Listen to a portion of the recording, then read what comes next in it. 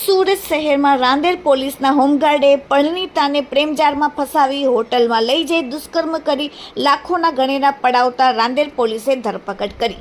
રાંદેરની પરિણીતાને police તરીકેની ઓળખ આપી હોમગાર્ડ યેનકેન પ્રકારે મિત્રતા કેળવી યૌન શોષણ કર્યું હતું. હોટલમાં લઈ જઈ કેફી પીણું પીવડાવી દુષ્કર્મ આચર્યા બાદ આરોપીએ મહિલા પાસેથી સોનાના દાગીના અને લોન પર નવી બાઇક પર છોડાવી લઈ છેતરપિંડી પર આચરી. રાંદેરમાં મથુરા નગરી પાસે સુમનજોત આવાસમાં રહેતો પ્રકાશભાઈ હીરાલાલ છબલાણી રાંદેર પોલીસમાં હોમગાર્ડ તરીકે નોકરી કરતો હતો. સપ્ટેમ્બર 2024માં તે નાઇટ ડ્યુટીમાં હતો ત્યારે એક યુવક પત્નીની મિસિંગની ફરિયાદ લખાવવા પોલીસ સ્ટેશને આવ્યો હતો. ફરિયાદ આપી પરત ફરતો હતો ત્યારે રસ્તામાં તેને હોમગાર્ડ પ્રકાશનો ભેટો થયો. તે યુવકે પ્રકાશને પોતાની પત્નીનો ફોટો બતાવીને ભાર મારે તો જણાવજો કહીને ચાલ્યો ગયો.